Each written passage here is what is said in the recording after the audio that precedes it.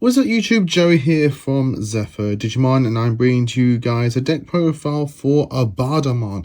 Now, funny thing is, I did actually have a profile of this already recorded, scheduled up for today, but after some testing at my locals, we had our second day of pre-release, but some of us weren't entering it, so I had some few games just play testing the deck that I had pre-built.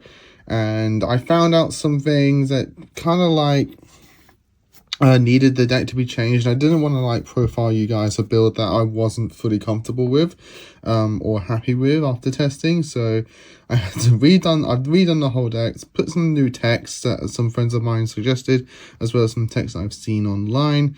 And I'll be able to share with you guys a bit more in depth on like why I picked certain cards and that kind of thing, what the new cards do.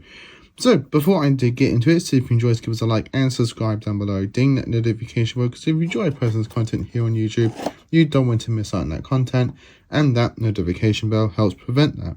All of the support is greatly appreciated, and thank you guys so much for doing so. So, let's get into Abaddamon. So, starting off with, we have the egg, which is 4 copies of Negamon. So, Negamon is one of the new, like, King Dracel's, Mother the Reaper kind of like eggs, where it's a whole different type of gimmick.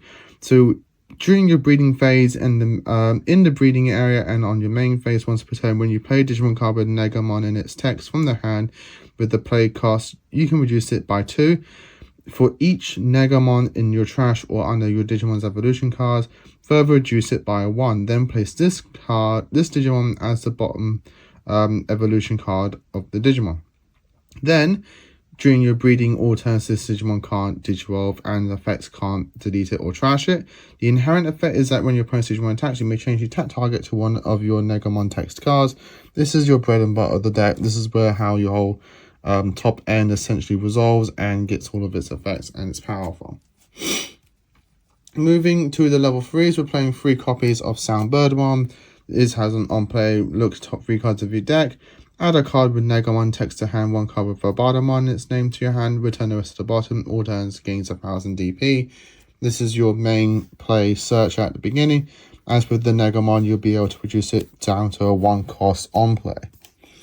We are playing 2 copies of Zephyrwargames. In testing, I found like having the ability to just stop my opponent from doing things. You kind of need those kind of things, and you kind of unfortunately have to look outside of archetype. And then I say unfortunately because in my previous build I had like a few aces in my deck and so on and so forth, and I was just like in testing I was like, I don't really want to see too many things that aren't in archetype, so I had to like cut down a lot of those kind of like unfortunate aces and that kind of thing. But I felt like a thing like Zephyrwargames is like, it's out of archetype, but it's a level 3, you snap it down when you know you're playing against a deck that does a lot of memory gain outside of tamers, and if you don't need it anymore you can always just evolve into your level 4s and climb up that way. Speaking of level 4s, we're playing 4 copies of Abaddamon. This can evolve for 1 on a scatter mode. It has rush and collision. The rush is very, very helpful, and like it cut me a few games just because I was able to do an on play, evolve this for 1, you know, swing, get the rush. It has an on delete though effect that you may return a Digimon card with Negamon in its text from your trash to your hand. It has one of the keywords assembly, which is essentially Digicross, but you can only do the stuff from the trash. So you can reduce this play cost by 3 by tucking 4 scatter modes from your trash under it to reduce its play cost. So it can become a 4 cost on play. With a Negamon, with 1 Negamon, it could become a total of a 2 cost, which is pretty good. It has an all turns inherent of just 1000 DP. And then speaking of scatter modes, we have 4, 8, 12, 16 scatter modes. This is one of those new cards where you can have up to 15 in your deck. They all have an on play of trash a card with Negamon in text to draw 2 cards. Inherent is all turns 1000 DP. This is primarily, if you don't see the Abaddamon, this is your best opener, as you can just drop this for free memory with the Negamon, trash a card, draw 2 cards, and just really deck thin through your deck and get to those combo pieces that you need. You want to have stuff in the trash so that your top end can start deleting things.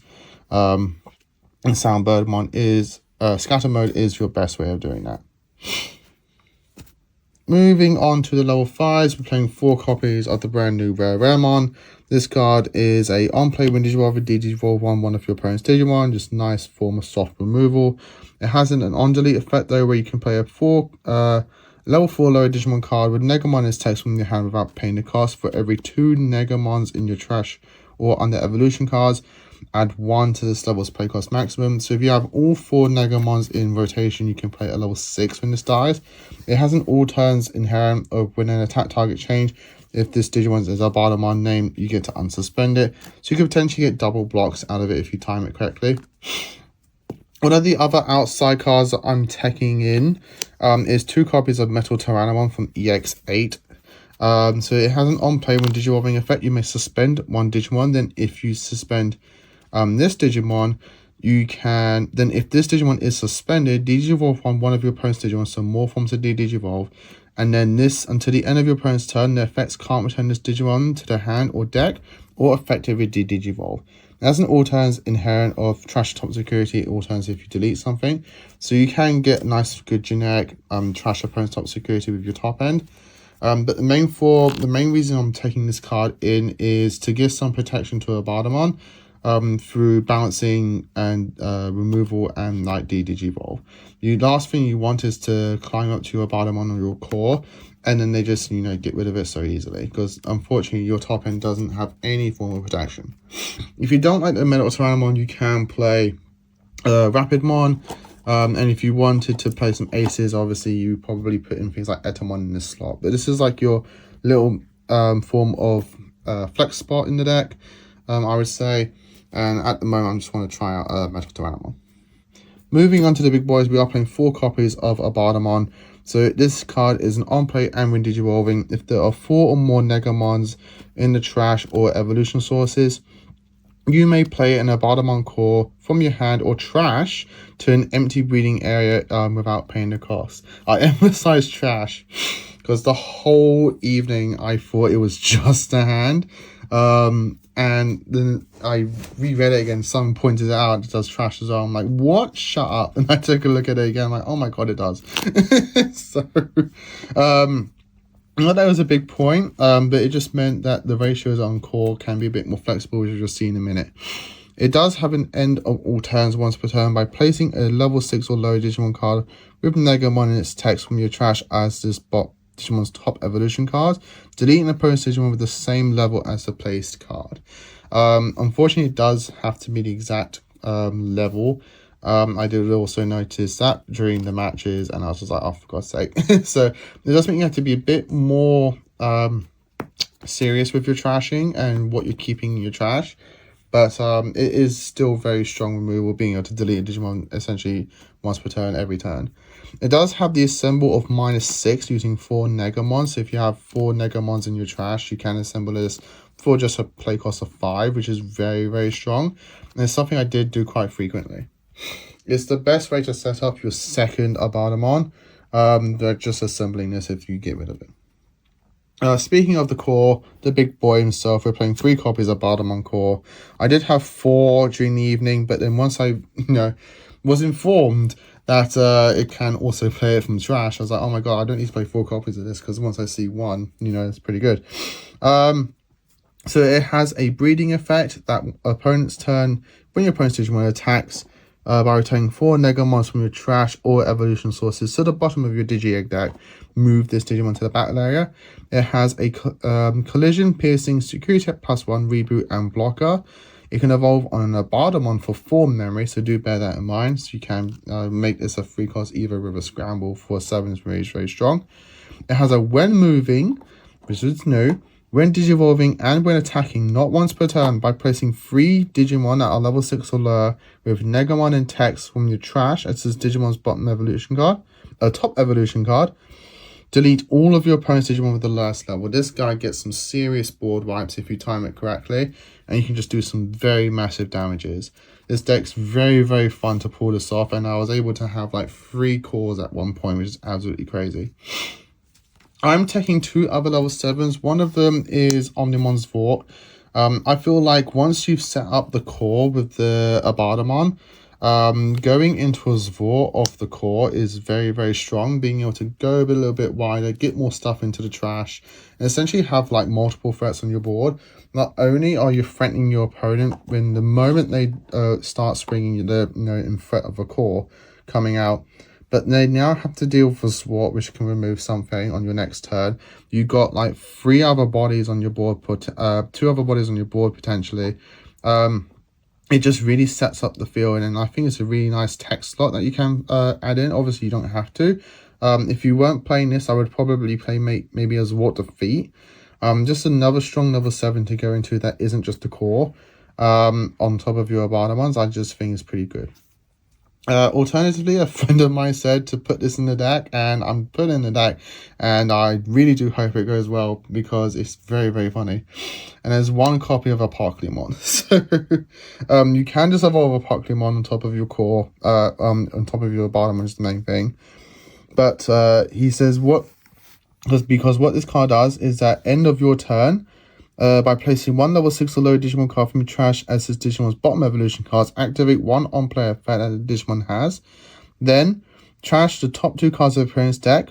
Each card, for each level 6 in this Digimon's evolution sources. So essentially, what you could do,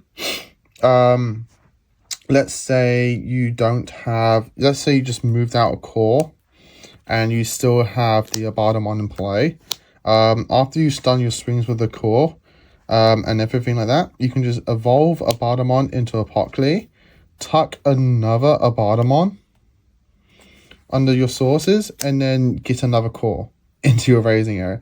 It means you're not having to set up another Abaddamon. Alternatively, you could just argue, it's like, well, I could just assemble for 5. But let's say you had all the Negamons underneath the core, the first Abaddamon, or you just had like, if there was 1 Negamon somewhere floating around that isn't in the trash, just being able to evolve into 6, tuck another Abaddamon, put another core in the raising, and then trash 4 cards from your opponent's deck. It means you're deck thinning them in ways that they don't really want. You're trashing the stuff but they potentially could need. You set up another level 7 in the back, and you still got 2 level 7s on your field, which is very, very strong. It's something I would just want to try out, see how it goes. If it works, it's going to be great because, we got full villainy going on here. It's great. So 1 copy of a Pokemon. Moving on to the Tamers, I'm playing 3 copies of Matashida. A lot of people are playing Tai, and I understand Tai. I get Tai. Tai is great. But we have 16 cards in our deck. Let's say trash a card from hand. So why not play the Tamer that not only sets you to 3 like Tai does, but also can then give you an extra memory. Essentially putting you to 4 the moment you resolve a scatter mode. So I'm trying out the Matt. I think Matt does really well. The only problem in this deck that there's never really a moment to play the Tamers from hand that are like mem setters. So you're just really hoping that there are insecurity. Otherwise you're essentially playing the game most of the times with no Tamers in play. Which over the course of the game isn't much of a problem, as your egg is constantly reducing your play costs. And you do everything as on play. So it's not too much of a problem in that sense. But yeah, just bear in mind when you are playing this deck, there's never, in my opinion, a perfect time to play the Tamer. You just have to like ring it, and hopefully maybe you can play it early. The other Tamer playing the deck is 2 copies of Analog Youth. We really want to be trashing. We really want to get the stuff in the trash, and we want to get cards into our hand. So having a 2-cost Tamer, just drop it, cool, boom. Everything in our deck essentially keeps getting a source. So the moment they kill something that's 5 or high, cool, Analog Youth is putting us in memory and hatching another egg, which is pretty funny. If you can time Analog Youth actually on your turn, where if a level 5 or high has died after you've done a Negamon, you can just hatch another Negamon and do it again, essentially progressing your overall game plan by a whole turn.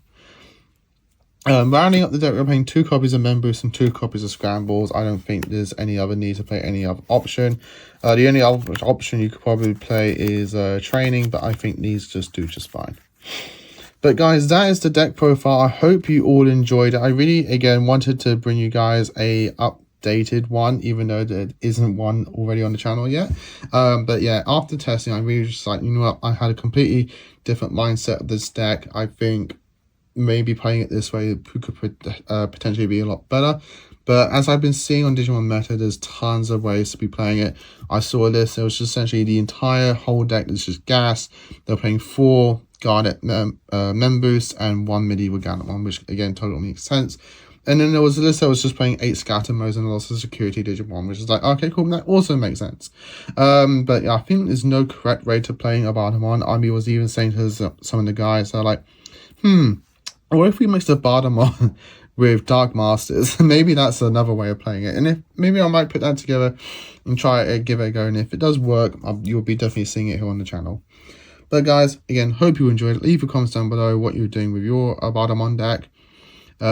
Like, comment, and subscribe. Until next time, guys, as always, stay safe. And of course, happy dueling.